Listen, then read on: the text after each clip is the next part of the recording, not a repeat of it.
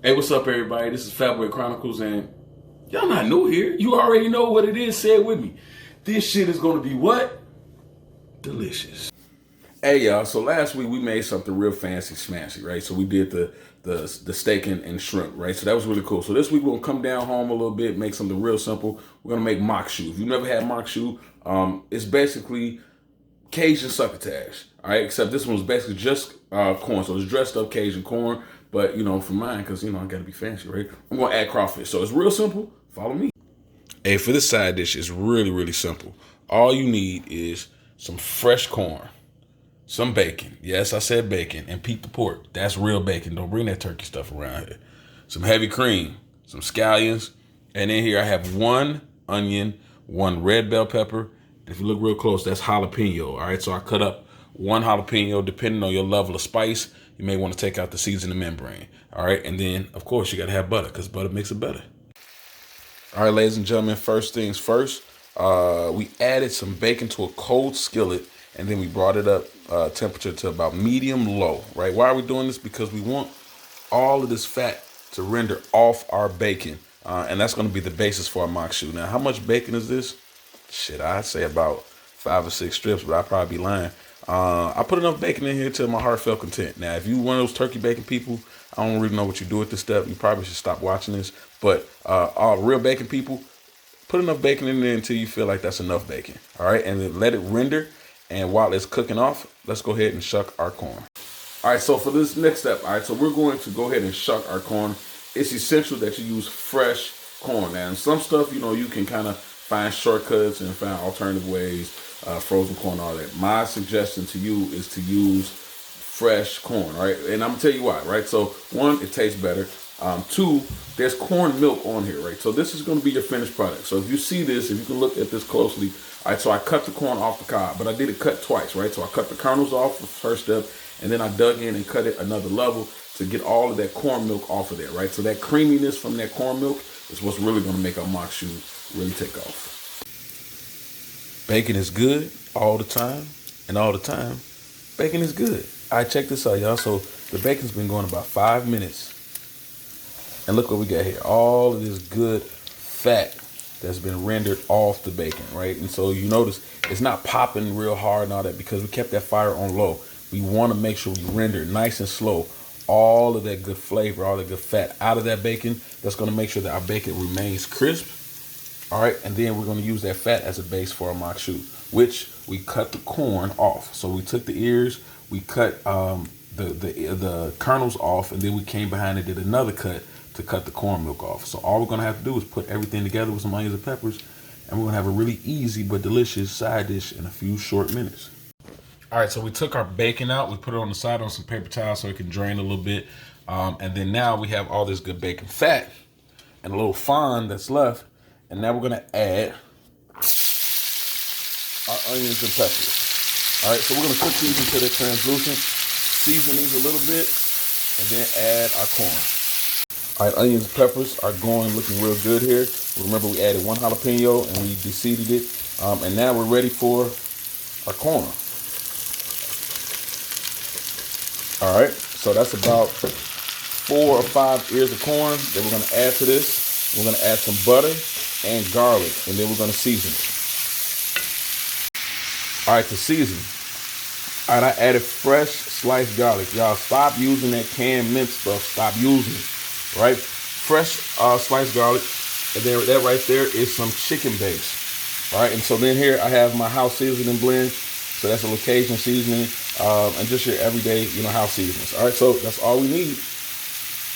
Mix this up. All right, so this has been going about 5 minutes. And if you all are cooking with me, your house should be smelling amazing, right? So we have all that good bacon fat that we fried this corn in, onions and peppers, and then we season it. So now this is going to be a great time to adjust seasoning. But before we do, let's take it to the next level. All right, so now look. Hey, before my work down here is done and my tongue cleaves to the roof of my mouth, and my pillow becomes my cooling board, I'm going to do something healthy. But for right now, this ain't that, right? So we're going to put a cup of heavy cream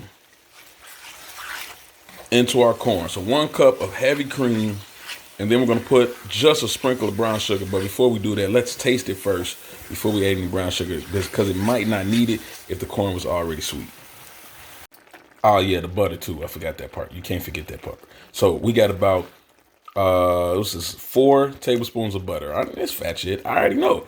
All right, but it's gonna be good. So we got cream, butter, corn.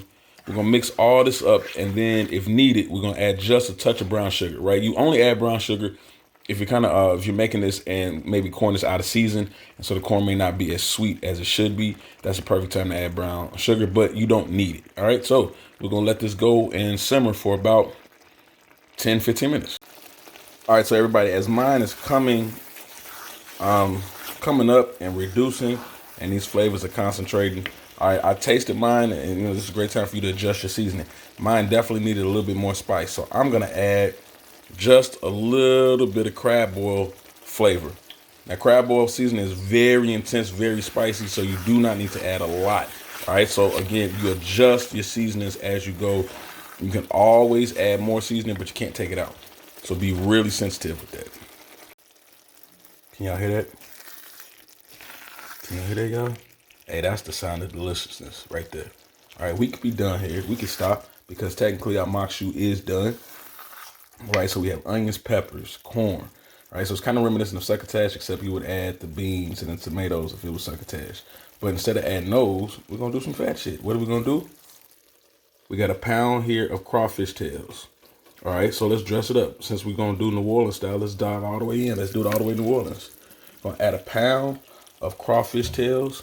Mix this all up, let this simmer and come together, and then we're done. All right, so maque choux is pretty much finished, right? So we're just letting it come together. So, hey, yes, it's a side dish, right? But we dress it up. You could be served as a main dish, but again, I'm fat, so we're gonna do some fat people shit. So what are we gonna do to go with it, right? So we're gonna make some trout. So since we're keeping it in New Orleans, let's go ahead and keep it all the way in New Orleans. We're gonna make some pan-seared trout with a lemon butter sauce. Real simple. It's gonna take 5-10 minutes to put together. We're gonna put it on top of our maque choux. All right, what we need for it, here is some trout. This was 2 fillets, which I cut in half to make 4 fillets. I let them dry, and then I seasoned it. Notice that's just the house seasoning. Notice I didn't season it too harshly because, again, I want the flavor. This is really good fresh trout, so I want to make sure that flavor, that fish stands through. I got a little thyme, because thyme, it's always time for thyme. And then we got some lemon, some butter, and some garlic. That's all we need to put this together really, really quickly. We got a hot skillet. You can tell it's a hot skillet by just the way the grease looks, the oil looks. So we just put a little vegetable oil in there, and we're gonna take our fillets, put them skin side down, and let them go for a few minutes on each side. All right, ladies and gentlemen. So we put the fish in. Now, a couple secrets to making sure you keep a good crispy skin.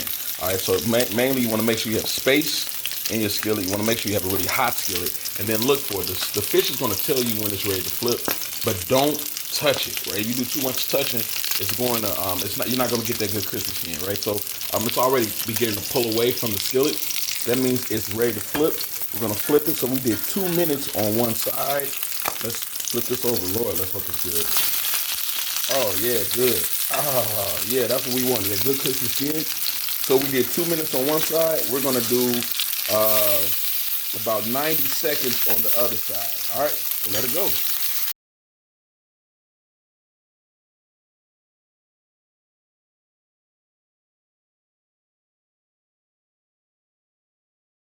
All right, ladies and gentlemen, took the fish out. Look at that. Isn't that beautiful? Right? It's got all the Wesley Snipes all up on it. All right, so now the fish is cooked all the way through, but we're going to finish it and just impart a little more flavor in it with this thyme, butter, lemon sauce. All right, so all we do is take our skillet, all that fond that's still in there. We're not going to take anything out because that's flavor in there. We're going to add a little bit of butter, the juice of 1 whole lemon and zest of a lemon, and then thyme, and then we're going to put our fish back in. All right, so what's in here? So you see, of course, that fond, but that's the juice of 1 whole lemon, and that is the zest of it too, right? So again, you have, for this one, there is no skimping. It has to be fresh lemon. Do not use that concentrated stuff. It's not good. All right, so we're going to do the juice of 1 lemon. We're just going to let this go for literally 1 minute. So put your timer on for 1 minute, and then we're going to start to incorporate our butter. All right, so you can already see what it's doing. We added our garlic in there. So now we're just gonna add our butter little bit by little bit. So we're not gonna add it all. We're just gonna add literally, this is when you're okay with taking your skillet off the fire because you don't want it to scald. You just want to slowly incorporate all this butter into your sauce, like almost like an emulsification. So just gonna add a little bit at a time. Once that melts, gonna add a little bit more, until you add a total of 4 tablespoons of butter. But do not add it all at once, and make sure your butter's cold. Take it off the fire, kind of move it around a little bit, and then we're gonna also put our thyme in there as well too, because that thyme is gonna impart flavor. Now, another thing, fresh. Don't use dry on this one, fresh thyme. All right, let's keep going.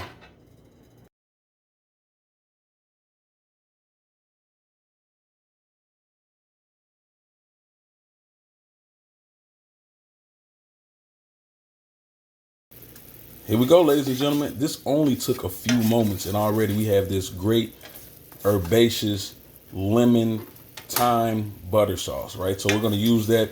We can put our fish back in here. Now, of course, we're going to take these out, these stems out of the thyme, but we're going to put our fish back in here, just kind of let it soak up a little bit of this flavor, and then top our maque choux.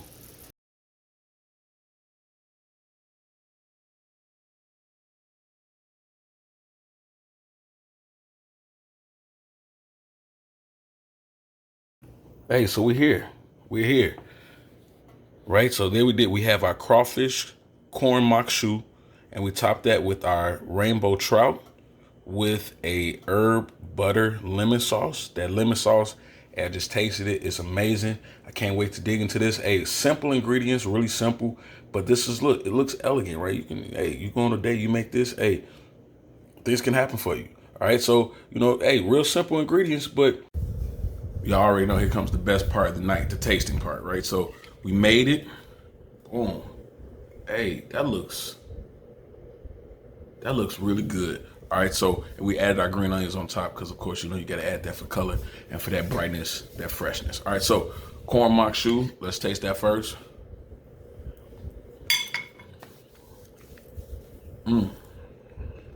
It's Cajun-y. It's seafoody with the crawfish. It's crunchy with the bacon. It's real comfort food. It's real. You want to sit on your granny's house and just kind of lay on her plastic furniture and stuff afterwards, right? It's real good. That's good. All right, let's go to the fish. Let me get a little bit of this maque choux. It's good. That's good. And adding that crawfish definitely did something different to it. I've had maque choux before, but the crawfish, man, that was good. All right, so fish, trout time.